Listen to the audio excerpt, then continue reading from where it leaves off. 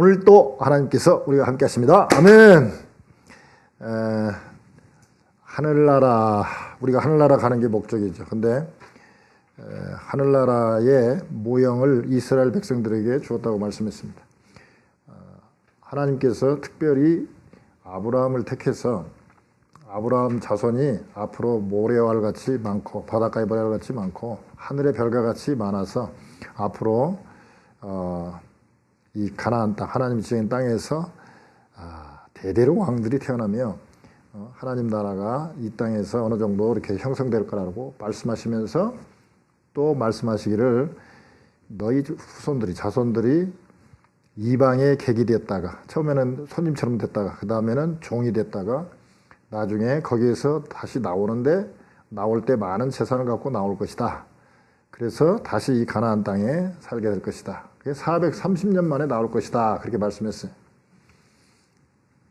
근데 이제 우리가 그냥 좁게 보면 왜 하나님 이런 식으로 인도하셨을까 잘 이해할 수 없지만 크게 보고 높은 데 올라가서 새가 마치 아래를 내려다보는 것처럼 이렇게 조감을 할 때, 이렇게 내려볼 때, 하나님의 관점에서 볼 때에 하나님께서 그 긴 기간 동안에 차근차근 하나님의 나라를 이 땅에다가, 천국이 하늘나라지만 이 땅에다가 하늘나라의 어떤 지점처럼 또는 그림자처럼 모형처럼 만들어 놓은 게 바로 이 이스라엘 백성들이. 그래서 먼저 하늘나라가 이루어지려면 백성이 필요한데 가나안 땅에서 기근이 자주 오고 그러니까 힘드니까 이집트에 가서 백성을 만듭니다. 그래서 백성이 많아지죠. 그러다가 이제 또 너무 또 거기에 또 있으면 하나님을 섬기는 백성이 안 되니까 하나님이 섬기는 백성이 되기 위해서 이집트를 탈출하게 만들죠. 이렇게 출애굽기죠. 그래서 시내산에서 율법을 받습니다. 주권. 나라가 있으려면은 백성이 있어야 되고 주권이 있어야 되죠. 즉 율법을 주셔서 이렇게 다스리겠다. 하나님의 통치를 이렇게 하겠다 하는 율법을 레위기에서 받는 장면이 나오고 그 율법대로 살아보는 것이 민수기죠. 그래서 이제 광야에서 노예 근성을 다 빼고 하나님 뜻대로 살기 위하여 훈련하는 거죠. 거기서 우리가 농사짓고 해서 먹고 사는 것이 아니라 우리가 농사를 짓지 않아도 하늘에서 내리는 만나를 먹고도 살 수 있다는 것을 보여주면서 하나님 말씀으로 살 수 있다는 것을 보여주고 훈련하는 거죠. 그런데 믿음이 약해서 나중에 하나님께서 가나안 땅 가라 그런데도 우리는 메뚜기 갔다 못 간다. 그래가지고 결국 하루를 1년씩 쳐서 40년 동안 노예 근성을 완전히 빼고 그 패배 근성을 완전히 빼고 그리고 이제 여호수아서에서 이제 가나안 성에 입성함으로 말미암아 여호수아서에서는 이제 가나안 땅을 차지하게 되죠. 그래서 영토가 확보가 됩니다. 그러니까 큰 그림을 볼 때 거의 한 500년 만에 백성과 율법, 주권과 영토까지 다 확보되면서 약 하나님의 말씀이 하늘나라의 모형이 이래저래 거의 500년에 걸쳐서 이루어지는 것을 이렇게 볼 수 있습니다. 근데 이거를 뭐 10년 단위로 쪼개서 보면 하나님의 뜻을 이해할 수가 없어요. 그러나 이렇게 긴 단위로 보면 하나님의 뜻을 알 수가 있어요. 그러면 여호수아에서는 자 영토를 주시는데 어떻게 주시느냐? 여호수아 1장 1절에는 모세가 죽은 후에 이렇게 시작이 됩니다. 즉 지도자가 죽고 새로운 지도자 여호수아가 2대 지도자가 되죠. 근데 여호수아는 어떤 사람이냐? 모세의 시종이었다 그랬습니다. 시종. 우리말로 말하면 손에다 물 붓는 자, 즉 종처럼 지냈다 이겁니다. 나무 일에 충성하면 내 것이 되는 것입니다. 많은 사람들이 아이고 내 것도 아닌데 뭐 월급 좀 받으려고 하는 거지 이렇게 얘기하는 사람이 많은데 남의 일에 충성하면 즉 모세의 손에다가 물을 붓고 심부름하고 종처럼 지냈던 여호수아가 결국 이제 제2대 지도자, 어떻게 보면 왕이라고는 표현 안 했지만 왕이나 다름없죠. 제2대 왕이 되는 거나 다름없습니다. 그래서 우리가 남의 일에 참 충성해야 돼요. 남이 잘 되기를 바라야 참 그것이 다 내 것이 되는 것입니다. 두 번째, 2대 지도자가 생겼고요. 그 다음에 두 번째가 요단강을 요단강을 넘어갑니다. 그래서 요단강 넘어가서 그냥 들어가는 게 아니죠. 전투를 하는데 한 6년 반에서 한 7년 정도 전투를 합니다. 처음에는 바로 여리고 쪽으로 들어가서 여리고성, 그 다음에 또 아이성 이런 식으로 해서 중부 전투를 하고 그 다음에 남쪽으로 가서 예루살렘, 베들레헴 그쪽, 헤브론 쪽 그쪽을 또 전투에서 차지하고 브엘세바까지. 그리고 나중에 또 북쪽으로 가서 하는데 그 전투하는 기간이 약 한 7년 정도 이렇게 걸렸습니다. 완전히 다 점령한 건 아니지만 어느 정도 다 점령하고 난 다음에 제비를 뽑아서 토지를 분배합니다. 그러니까 우리가 지금 오늘 지도 보시면 그 지도에 나와 있는 대로 이렇게 제비를 뽑아가지고 이렇게 땅을 분배를 했어요. 그리고 이제 여호수아가 이제 나는 하나님만 섬기겠다. 너희들은 어떻게 할래? 이제 이렇게 하면서 고별사를 하고 여호수아가 마치는 것입니다. 오늘 본문은 토지 분배를 하고 난 다음에 요셉 자손이 우리에게 이렇게 섭섭하게 할 수 있느냐 하고 여호수아를 찾아와 가지고 섭섭하다고 불만을 표시합니다. 즉 오늘 제목대로 우리 민족에 대한 우리 지파에 대한 대우가 섭섭할 때 어떻게 할 것인가? 그 불만을 갖다가 여호수아는 뭐라고 답변을 하느냐? 여호수아를 통해서 하나님이 답변한 말씀입니다. 너는 스스로 산림에 올라가서 개척하라. 스스로 산림에 올라가서 개척하라.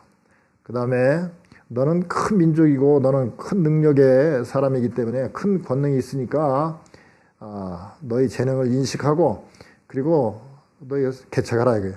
그러면 그 끝까지 다 내 것이 될 것이다. 산림도 다 산지도 다 내 것이 될 것이며 철병거를 가졌다고 하는 그 가나안 사람들 다 몰아낼 것이다 하는 것이죠. 그래서 오늘 흐름을 보면서 이렇게 세 가지를 한번 생각해 보도록 하겠습니다. 첫 번째, 산림에 올라가서 스스로 개척하라. 15절을 한번 보면은 여호수아가 그들에게 이르되 내가 큰 민족이 되므로 에브라임 산지가 내게 너무 좁을진데 브리스 사람과 느바인 사람의 땅 산림에 올라가서 스스로 개척하라 그랬습니다. 한번 그 지도를 한번 볼까요? 지도를 보면은 자 가운데 요단강이 흐르고 있죠. 요단강이 흐르고 있는데 르벤 지파하고 갓 지파하고 므낫세 지파가 뭐 요단강 건너가기 전도 좋네. 뭐 이쪽 땅도 좋네. 그러면서 이 모세에게 얘기를 하죠. 모세 죽기 전에. 그래서 그러면 너희들이 이걸 차지하되 전쟁이 쪽 가나안 땅에서 전쟁이 다 끝나고 차지할 때까지는 너희들도 같이 전투에 참여하고 전투가 끝나면 다시 너희들이 말한 땅으로 돌아가라 그랬습니다. 그리고 보면은 누벤도 땅이 적지 않고요. 갓도 적지 않죠. 그 다음에 므낫세의 2분의 1. 그러니까 므낫세는 오른쪽 위쪽에 보면 므낫세 2분의 1이 있고 왼쪽에 가운데 중간쯤 보면 므낫세 2분의 1이 있는데 얼마나 큰 땅을 차지했습니까? 근데 에브라임하고 므낫세하고 에브라임이 말하자면 요셉의 자손이잖아요. 요셉 자손이 엄청난 큰 땅을 차지했는데 섭섭하다 이거예요. 그래서 우리가 큰 민족이다 그런데 므낫세가 52,700명이었고요. 에브라임이 32,500명이었습니다. 근데 유다 지파 같은 경우를 볼 때 7만이 넘죠. 그러니까 꼭 큰 지파도 아니에요. 그런데 어쨌든 그렇게 작은 지파도 아니지만 그렇다고 해서 아주 큰 지파도 아닌데 또 땅도 이렇게 많이 차지했는데 엄청 차지했잖아요. 거의 뭐 12지파 중에서 거의 한 뭐 반절은 차지하다시피 했는데 둘이 따지고 보면은 12지파라고 그러지만 엄밀하게 말하면 4지파가 빠져 있고 요셉을 둘로 나눠 갖고 므낫세하고 에브라임으로 나눴기 때문에 요셉 지파는 따지고 보면 지금 한 지파잖아요. 한 지파가 지금 땅을 거의 반절이나 차지했는데 그래도 섭섭하다는 거예요. 왜 섭섭하다고 생각했을까? 오해했기 때문에 그러는데 무슨 오해를 했느냐? 이 요셉 자손들 므낫세하고 에브라임 지파의 사람들 어떤 생각을 늘 갖고 있냐면 요셉이 국무총리가 됐기 때문에 총리 대신이 됐기 때문에 다 가나안 땅에서 우리 할아버지 덕분에 너희들이 다 이렇게 잘 먹고 잘 살지 않냐. 그러니까 다른 지파는 몰라도 우리 지파는 요셉 후손 므낫세하고 에브라임 지파는 땅을 많이 차지해야 된다. 이게 그 사람들의 주장이에요. 어느 정도 일리는 있지만 아니 뭐 누가 자기들은 그러면 요셉 지파 후손으로 태어나기 싫어서 안 태어난 거야. 그건 하나님이 정해진 거니까 다른 지파들은 다 뭐 땅 다 제비로 뽑아서 다 한 거니까 하나님 뜻이라고 생각하고 다 차지한 거거든요. 그런데 자기의 그런 특권의식이 있습니다. 더군다나 창세기 49장 22절에 보면 그 예언 기도를 할 때 너희들이 뭐 담장너머로 막 이렇게 뻗어갈 것이다. 막 그러니까, 아이고, 그렇지. 요셉 지파, 우리 후손들은 잘 될 것이다. 그러니까 땅도 많이 찾아야 될 것이다. 이런 생각을 갖고 있어요. 근데 실제로는 아까 말씀드린 대로 가나안 땅을 다 점령한 게 아니라 그 산간지하라든지 또는 막 철병거를 가지고 있는 그런 그 조그마한 족속들은 다 점령하지 못했기 때문에 이 땅이 자꾸 크고 줄어든 게 뭐냐. 단지파 같은 경우는 오그라들잖아요. 왜? 다 차지해야 되는데 자꾸 싸움하기 싫어하고 그러다 보니까 자기 땅이 자꾸 줄어든 거예요. 근데 유다 지파라든지 시몬 지파 같은 경우는 막 싸워서 차지하니까 넓은 걸 차지하고, 스불론이나 이사갈 이런 데는 그냥 조용히 있으니까 점점 좀 땅이 오그라들게 된 거예요. 그래서 이렇게 땅이 크기가 차이가 막 나는 거예요. 처음에는 이런 식으로 나누지 않았을 거라고. 그리고 땅을 더 달라 이런 얘기는 어떤 얘기냐면 다른 지파에서 땅을 뺏어다가 떼어다가 우리한테 줘라. 즉 다른 지파를 좀 줄이고 우리한테 달라. 그게 말이 되지 않잖아요. 그런데 여기에 대해서 이런 오해와 불만에 대해서 여호수아가 뭐라고 그러냐면은 실은 여호수아는 에브라임 지파이기 때문에요. 같은 후손이에요. 그러니까 또 찾아와서 얘기할 때는 여호수아가 우리 지파에 같은 지파니까 우리한테 뭔가 좀 특권을 주겠지. 그런데 나한테 청탁하지 말고 너희들 말대로 하나님이 복을 줘서 큰 민족이 됐다고, 큰 지파가 됐다고 그렇게 너희들이 이렇게 하기만 하지 말고 실제로 너희들도 가서 살림에 가서 개척해라. 스스로 개척해라. 스스로 개척을 하는 답변을 합니다. 역사상 보면 가장 부당한 대우를 받은 분은 예수님이죠. 왜냐하면 천지만물을 창조하신 참 창조주 하나님이신 예수님이 이 땅에 왔을 때에 뭐 목동이나 뭐 저기 동방박사 몇 명 뭐 이 정도나 환영했지 누가 환영을 했습니까? 심지어는 이단이라고 그래가지고 십자가에다가 못 박기까지 한 그런 예수님, 그렇게 부당한 대우를 받은 예수님도 조용히 십자가를 지시고 그러므로 말미암아 승리하시고 지금 우리 예배를 받으시는 분으로 참 그렇게 우리 모든 예배의 참 주인공이 되시는데, 이 에브라임이나 므낫세 같은 경우는 자기들이 큰 지파라고 그러면서 이 정도면 땅도 많이 차지했는데도 불구하고 섭섭하게 생각을 한다 이게. 그래서 이런 오해를 빨리 없애야 돼요. 우리가 대부분이 진짜로 대우가 섭섭할 때가 있어요. 왜 그러냐? 세상은 죄로 인해서 타락했고 당분간 하나님께서 공중권세 잡은 자, 이 세상 권력 잡은 자들에게 잠깐 너희들이 다스려라 하고 어느 정도 이렇게 좀 이렇게 허락을 해놨기 때문에 세상은 우리에게 적당하게 아주 합당하게 대우해 주는 것은 아니에요. 그러니까 우리는 어쩔 수 없이 대우가 이렇게 섭섭할 수밖에 없어요. 이 세상에 살면서 내가 노력한 만큼 받는 것도 그렇게 쉽지가 않아요. 세상 살다 보면. 그런데 여호수아가 아주 하나님의 말씀을 대언하죠. 너는 살림에 올라가서 스스로 개척하라. 살림이라는 게 뭡니까? 산지라는 게 뭐 농사짓기도 별로 좋지 않고 뭐 나는 게 별로 없어요. 옛날에는 농사지어야 되는데 농사짓기에 산지가 좋은 게 없어요. 전투할 때는 몰라도 별로 좋은 데가 아니에요. 즉 요즘에 한참 인기 끌고 있는 단어가 있죠. 블루오션입니다.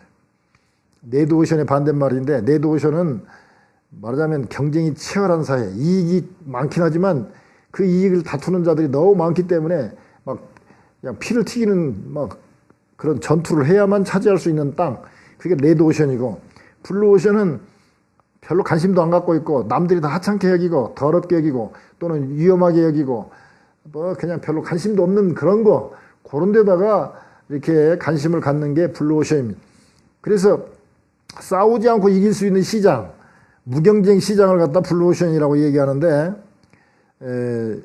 말하자면 지금 산지는 이 지파 사람들도 다 별로 실근 노력해서 싸우기도 힘들지만 싸워서 차지해봐야 농사짓기도 별로 좋지 않은 땅, 그런 땅에 왜 가냐 이런 생각이 있는 거죠. 그 다음에 농사짓기 좋고 뭐 괜찮은 땅은 철병거, 우리로 말하면 전차를 갖고 있단 말이에요. 지금 나중에 그 사무엘서를 보면요, 이 제대로 칼을 가지고 있는 사람은 그러니까 사울왕하고 사울왕 아들 요나단 빼고는 제대로 칼 가지고 가진 사람이 없었어요. 그냥 몽둥이나 무슨 뭐 이런 걸 가지고 싸웠지 제대로 칼 가진 사람이 없었어요. 그런데 이 사람들은 철병거를 가지고 있다. 쇠로 만든 그 수레를 갖고 있다니까 얼마나 막강한 전투력입니까? 그러니까 겁나죠. 또 그런 레드오션은 또 철병거가 있으니까 어려우니까 가기 싫으니까 다른 지파에서 땅을 좀 떼어다가 우리 주라. 그런데 하나님께서는 여호수아를 통해서 뭐라고 얘기하냐? 그 산지 블루오션 가서 너희들 스스로 개척해라. 전기 면도기 시장의 47%를 차지하는 회사가 필립스라는 회사인데요. 필립스가 이 면도기가 얼마나 많습니까? 그냥 뭐 칼날 면도기부터 시작해서 전기 면도기도 많죠. 그러니까 경쟁이 치열한 레드오션에서 어떻게 하면 블루오션으로 갈까 연구를 하다가 생각해낸 게 뭐냐면, 그래 면도는 남자가 하는 걸로 알고 있고 여자는 뭐 수염이 안 나니까 안 하니까 여자한테 관심을 안 갖고 있는데, 이 필립스에서는 어떤 생각을 가지냐면 여자한테 관심을 가졌어요. 그래서 남자들은 술값을 아끼지 않고 팍팍 쓰면서도 면도기 같은 거 살 때는 잘 안 사요. 돈 아까워서. 그러니까 그걸 바꿔가지고 여자들이 아버지나 남자친구한테 애인한테 선물할 때 면도기 선물을 하도록 만들면 좋겠다. 그거는 여자들이 아무리 짠순이라도 남자친구나 아버지한테 할 때는 선물할 때는 좋은 거잖아요. 그러니까 이 고급품 선물용으로 개발하자 해가지고 면도기를 여자로 하여금 사게 만들고 선물하게 만들었어요. 그래서 이 생각지 않게 여자들이 사니까 막 매출이 엄청 올라가갖고 한 회사가 전기 면도기의 47%를 차지했다는 건 대단한 거거든요. 거의 독점하다시피 한 거죠. 또 비슷한 얘기가 하나 있어요. LG전자가 러시아 에어컨 시장에 35%를 차지하고 있는데 3분의 1이니까 3분의 1도 더 되죠. 대단한데 많은 사람들이 그렇게 생각을 했어요. 러시아는 추운 동네니까 거기다가 에어컨 팔 수가 있겠나. 에어컨 누가 쓰겠나. 냉장고나 모르지만 에어컨 안 쓴다. 이런 생각을 했어요. 근데 LG전자에서 생각을 바꿨어요. 연구해보니까 러시아에 여름이 45일 동안 있다는 거예요. 여름이. 이 45일도 대단한 거 아니냐. 45일 때 에어컨을 팔면 되지 않냐. 그리고 또 조사해보니까 러시아 사람들이 추위에는 강하지만 더위에는 또 견디지를 못한다는 거죠. 추운 지방에 하도 살았기 때문에. 그래서 45일이라도 에어컨 없으면 그냥 막 죽을까 그도 막 더워갖고. 그러니까 그리고 에어컨을 한번 45일 때문에 사놨더라도 1년에 한 두세 번을 쓰더라도 한 번 사면 팔리는 거잖아요. 그러니까 어차피 그렇게 팔리나 저렇게 팔리나 마찬가지니까 러시아 가서 팔아먹자 해가지고 남들이 다 뭐 러시아에서 뭐 에어컨이 팔리겠나 했는데 러시아 가서 에어컨을 팔아가지고 러시아 시장에 35%를 갖다가 지는 회사가 됐습니다. 그러니까 우리가 이렇게 신앙생활 하다 보면 그래요. 지금 세상 사람들은 스펙을 막 갖춰가지고 레드오션에 가서 더 성공해라. 그게 진짜 능력 있는 자라 막 얘기하는데 오늘 하나님 말씀 뭡니까? 산지에 가서 스스로 개척해라. 블루오션에 가라. 있습니다. 그랬더니 요셉 후손들이 뭐라고 얘기하냐? 16절에 요셉 자손이 가로되 그 산지는 우리에게 넉넉지도 못하고 이게 죽으라고 싸워봐야 넉넉하지도 못하고 농사짓기도 힘들고 또 골짜기 땅에 거하는 가나안 사람에게는 벳사온과 그 향리에 거하는 자든지 이스라엘이 아주 가나안 땅이 완전히 곡창지대입니다. 최고로 좋은 땅입니다. 이스라엘 골짜기에 거하는 자든지 다 철병거가 있나이다. 이게 조금 괜찮은 동네는 다 철병거를 갖고 있고 또 산지 같은 데는 실컷 개척해봐야 넉넉하지도 못하고 그냥 싸우기도 힘들고 그 가봐야 뭐 뼈만 있지 뭐 먹을 게 없습니다. 살이 없습니다. 이런 얘기예요. 그런데 여호수아는 18절에 이렇게 여호수아는 17절에 이렇게 얘기하고 있죠. 여호수아가 다시 요셉의 족속 곧 에브라임과 므낫세에게 일러 가로되 너는 큰 민족이 너희들이 큰 복족하고 큰 민족이 됐다고 그랬잖냐. 큰 민족이요 큰 권능이 있은즉 한 분깃만 가질 것이 아니라 그 산지도 내 것이 될 것이다. 그렇습니다. 개척해라. 즉 너는 지금 다른 지파에 갖고 있는 땅이나 그냥 적당히 달라가지 말고 네 말대로 큰 권능이 있고 큰 민족이니까 살림이라도 개척해라. 그러면 너희 그 다른 지파 형제간들 지파에서 땅 뺏어다가 너 주면 좋겠냐. 개척해라 이런 얘기야. 그리고 개척하면 된다 이게. 즉 믿음만 있으면 승리할 것이다. 그러니 해라. 실제로는요. 신명기 7장이나 20장에 보면 너로 치게 하시리니 가나안 땅 사람들이죠. 다 진멸하고 그들과 언약을 체결하지도 말고 불쌍히 여기지도 말라 그랬습니다. 하나님께서 뭐라고 얘기했냐면 가나안 땅 들어갈 때 너희들이 무기 때문에 전쟁에서 뭐 지거나 차지하지 못하는 게 아니라 내가 다 치게 할 테니까 대신 너희들은 그 사람들하고 다 진멸해버려. 다 죽여버리지 뭐 불쌍히 여기거나 그들과 뭐 타협하거나 뭐 언약을 하거나 그렇게 생각하지 말아야. 왜? 이미 그 사람들은 나를 섬기지도 않았을 뿐만 아니라 내가 가장 중요하게 여기는 생명, 자식들을 갖다가 말이야 불태워갖고 제사 지내는 이 우상들에게 제사 지내는 그런 아주 형편없는 민족이다. 그러니 불쌍히 여기지 마라. 어린애들까지 불쌍히 여기지 마라. 좀 우리가 이해할 수 없지만 하여튼 하나님께서 그렇게 명령을 했어요. 그래서 여호수아 16장 10절에 이 앞에 보면요. 가나안 사람이 에브라임 가운데 거하며 사역하는 종이 되니라. 즉 에브라임이 그 가나안 사람들을 갖다 잡아갖고 진멸하라고 하는데 진멸하기가 아까우니까 어떻게 되냐면 사역하는 종으로 부려먹었다 이거예요. 노예로.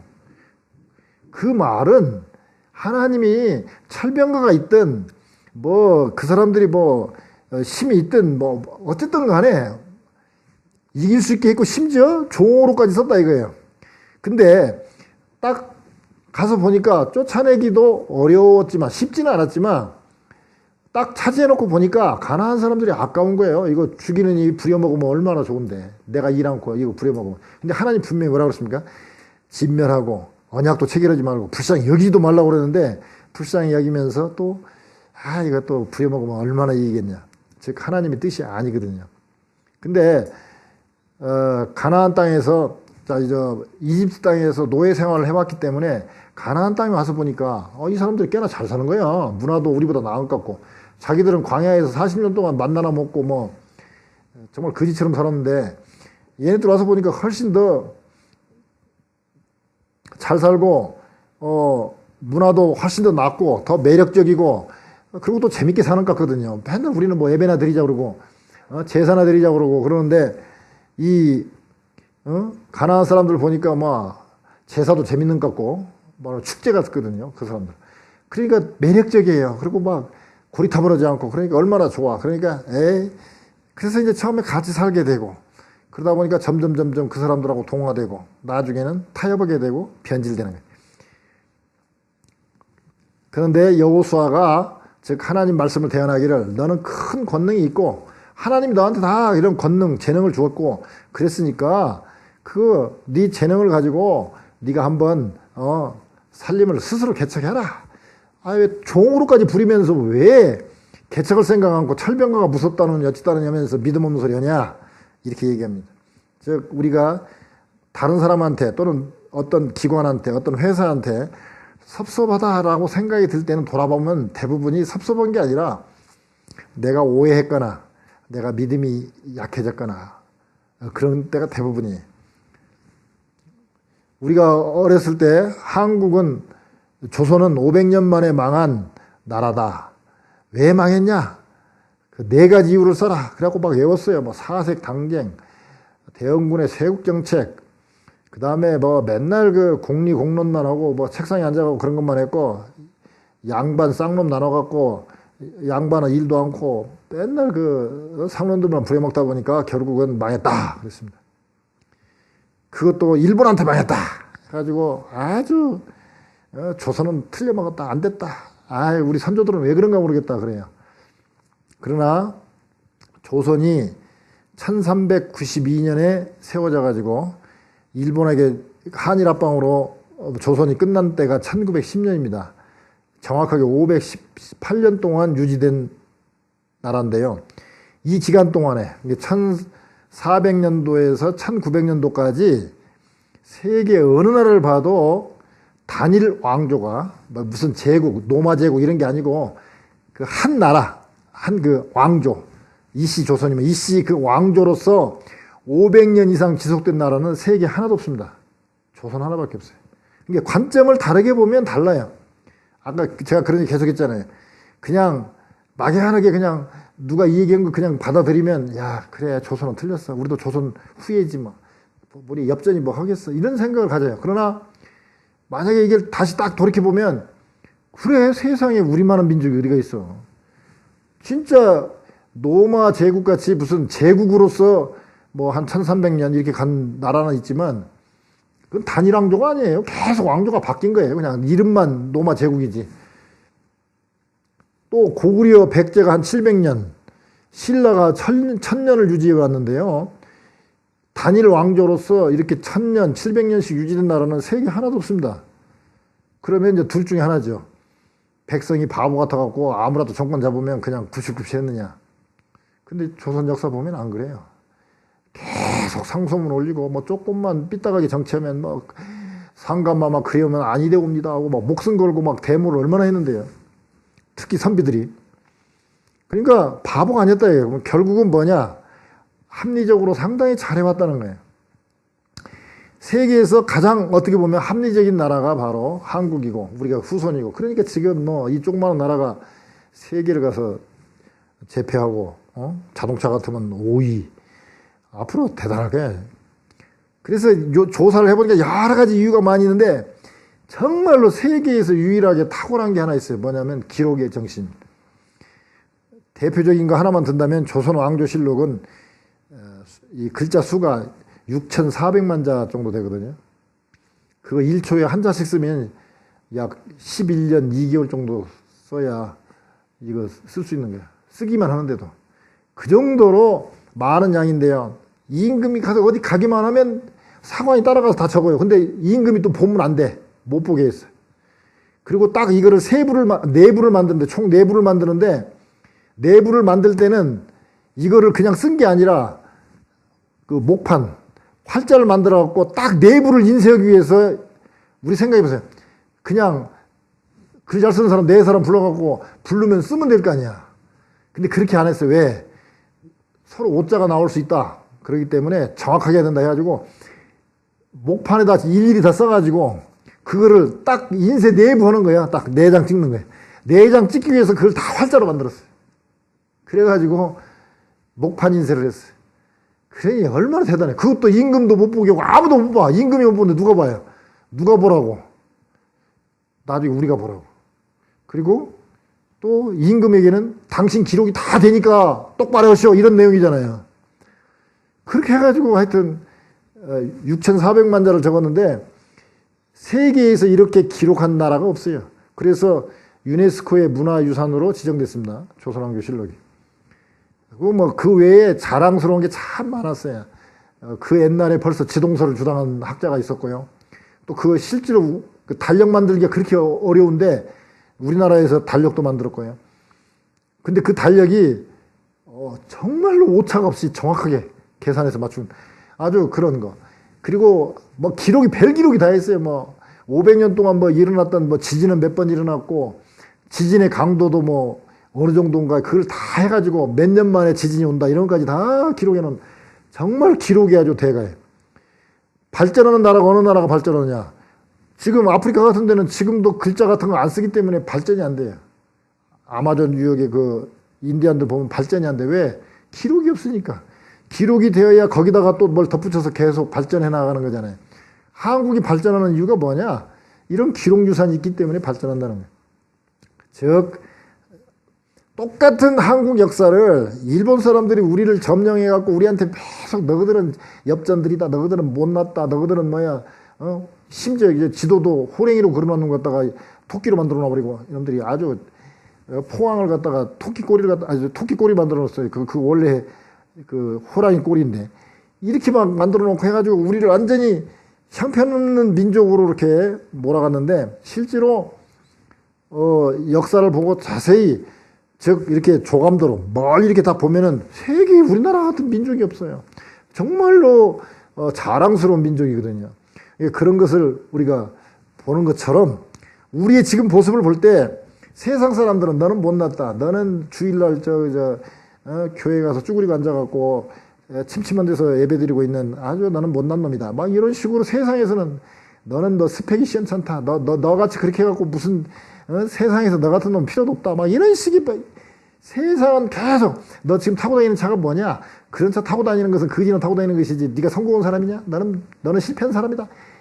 그런 거 텔레비전 보세요. 계속 이런 차를 정도 타면 여자들이 우러러본다. 반대로 얘기하면 너는 이런 차 못 타면 너는 실패한 놈이다. 성공이야 이런 차를 탄다. 이런 얘기. 이런 집은 아무나 사느냐? 너 이런 집 못 살지? 너는 진짜 실패한 놈이야. 계속 세상은 실패했다고 그러고 운동선수 잘하는 사람 보여주고 봐라. 야 얼마나 잘해. 너는 그거 못했지? 너는 운동감각도 부던 놈이다. 계속 그런 세상에 우리가 살고 있어요. 그런데 하나님의 관점으로 보면 그냥 하나님이 너를 보고 그냥 기뻐서 어쩔 줄 모른다고 스바전서 3장 17절에 보면 그러잖아요.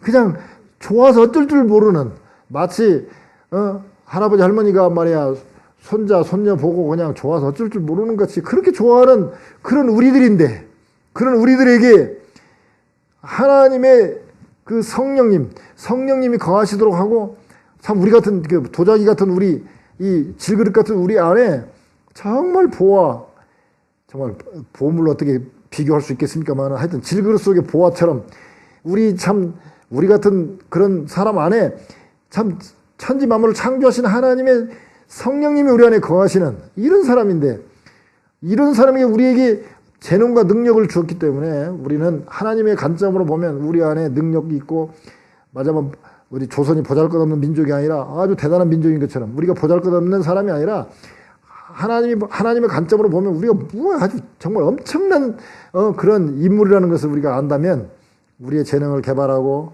또 그럼으로 인해서 산지도 개발할 수 있고 얼마든지 우리가 나아갈 수 있다는 것입니다. 그러면서 뭐라고 얘기합니까? 네가 큰 권능이 너 안에 있고 그러기 때문에 18절에 보면 그 산지도 내 것이 되리니 비록 살림이라도 내가 개척하라 그 끝까지 내 것이 되리라. 그 땅 끝까지 다 네 것이 될 것이며 네가 그 철병거를 가졌다고 두려워하는데 이미 철병거 있는 사람 다 몰아내고 지금 심지어 종으로까지 부려먹어 봤으면서 뭐가 두렵냐? 너 믿음이 떨어졌지 않냐? 믿음만 갖고 나가라. 그러면 가나안 사람이 비록 철병거를 가졌고 강할지라도 내가 너희 그를 쫓아내리라. 즉 믿음만 있으면 승리할 것이라고 얘기합니다. 그런데 이 바로 앞에 여호수아 17장 12절 13절에 보면 므낫세 자손이 쫓아내지 못하매 다 쫓아내지 아니하였더라. 즉 쫓아낼 수 있는데도 다 쫓아내지 않았어요. 그러니까 우리가 대우가 섭섭하다고 할 때 돌이켜보면 대부분이 진짜 섭섭한 경우는 거의 없고 대부분이 오해하는 거예요. 나에 대한 오해 또 그 다음에 대부분이 믿음이 부족하기 때문에 그래요. 여호수아 11장 9절 여기 조금 앞에 보면은요. 아까 막 그 전투할 때 그 요단강 넘어와 가지고 전투할 때 7년 전투할 때 11장 9절에 이렇게 나왔습니다. 하나님께서 명하신 대로 행하여 말 뒷발의 힘줄을 끊고 병거를 살랐더라. 그런 민족이 지금 철병거가 있다고 무서워갖고 전쟁 못 오겠으니까 다른 땅 뛰어서 나달라 이런 얘기나 하고 앉아있고 그런단 말이죠. 즉 산지 철병거는 환경입니다. 우리가 지금 있다 보면 우리가 교육을 덜 받았다 돈이 없다 나는 뭐 몸에 지금 체력이 약해갖고 뭐 안 된다 뭐 이런 요새 일거리가 많아고 내가 피곤하다 이런 것들은 다 환경에 속합니다. 산지라는 것은 말하자면 어렵다는 거죠. 농사짓기도 어렵고 별 볼 일 없는 거. 그 다음에 철병거가 있다. 그 얘기는 좋긴 좋은데 내가 차지하기는 너무 실력이 부족하다든지 뭐 내가 능력이 부족하다든지 이런 거예요. 그러나 이 하나님 말씀 비춰보면 여호수아 11장 9절 같은 거 보면 너희들이 다 철병거 병거도 살라버리고 마을 뒷발에 힘줄도 끊어버리고 다 차지하고 종으로까지 부려놓고 이제 와갖고 조금 지나니까 그 사람들하고 어울리더니 이제 변질되어갖고 지금 뭐 그거 못하겠으니까 다른 땅 나한테 좀 뺏어서 주시오 이런 얘기를 하고 앉아있단 말이에요. 즉 믿음이 없기 때문이지 환경이 문제가 아닙니다. 지금 우리가 보면은 그래요. 뭐 제가 저 사장자리 나한테 한번 봐요. 내가 못 오는 거 있나? 그 다음에 뭐 저한테 돈 100만 불 줘보세요. 제가 그런 사람 못 오나? 주면 다 없으니까 돈 안 주지. 즉 많은 사람들이 뭐 돈 때문에 안 된다, 뭐 내가 뭐 때문에 안 된다라고 얘기했나? 그러니까 돈만 주면 할 수 있다. 그런데 안 그래요. 그 사람들을 보면 믿음이 없는, 돈이 없어도 돈을 만들어내 가지고 사업을 하는 사람이 있는데 왜 돈 핑계 대냐 이거예요. 즉 믿음이 없는 것이죠. 론 솔로몬 목사님이라는 분이 계시는데요. 이 양반이 워싱턴 DC에서 37년간을 살아왔는데, 좋다는 곳은 거의 다 가봤어요. 근데 못 가본 데가 딱 한 군데 있는데 그게 어디였냐? 백악관 2층에 있는 대통령 집무실은 못 가봤다는 거예요. 그런데 그 논 솔로몬 목사님의 손자는 그 백악관 2층에 대통령 집무실에서 가서 놀다 왔대. 그래서 어떻게 놀러 왔냐? 그랬더니 레이건 대통령의 손자하고 같은 유치원에서 친구로 지냈대요. 그래갖고 자기 할아버지가 대통령이니까 자기 할아버지 보러 간다고 그러면서 같이 가자 해갖고 가서 그 할아버지 집무실에서 놀다 왔대. 자, 지금 논 솔로몬 목사님의 손자가 대통령 집무실까지 들어갔어요. 근데 논 솔로몬 목사님은 37년 동안이나 워싱턴 DC 살았지만, 그리고 웬만한 데 다 가봤지만 거기는 못 가봤어요. 근데 이 손자는 나이도 어리고 공부도 많이 한 것도 아니고 힘도 없고, 그런데 왜 갔을까요? 딱 하나, 레이건 대통령 손자하고 친구였다는 거. 즉 그 손자, 레이건 대통령의 손자인 것 때문에 대통령 집무실에 간 것처럼, 우리는 하나님의 자녀이기 때문에 우리는 큰 거, 어려운 거 다 할 수 있는 능력이 우리 안에 있다는 것입니다. 그러므로 우리가 하나님의 자녀가 되는, 우리가 예수 그리스도 믿고 하나님의 자녀 되는 권세를 받았기 때문에 하나님께서 우리에게 큰 권능과 재능을 주셨어요. 우리가 그 재능을 모르고, 지금 므낫세나 에브라임이 다 철병거도 다 무찌르고 다 종까지로 삼아서 부려먹었던 사람인데도 불구하고 지금 이렇게 약해졌어요. 왜? 결국 믿음이 약해집니다. 그러니까 우리 안에 믿음을 키우고 우리 안에 주신 재능을 키운다면 살림도 개척하고 그 끝까지 우리 것이 다 될 수 있다는 것이죠. 오늘 이 말씀을 살림에 올라가서 스스로 개척하라. 왜? 너희 안에 하나님께서 준 권능이 있기 때문에. 그리고 네 승리는 이미 보장되어 있으니까 네가 두려워하지 말고 가서 차지해라. 그게 지금 하나님의 여호수아를 통해서 하신 말씀입니다. 우리가 다 오히려 섭섭하다고 느껴지고 자꾸 위축될 때, 자꾸 마음이 오라들 때, 이럴 때일수록 오히려 하나님 말씀대로 블루오션도 개척하고 또 철병거가 있을지라도 믿고 나아간다면 우리가 승리는 우리 것이고, 또 땅을 차지하고, 즉 이 땅의 땅뿐만 아니라 천국에 또 우리가 천국에서도 상을 받을 줄 믿습니다. 그러한 여러분과 제가 되기를 주님의 이름으로 축원합니다.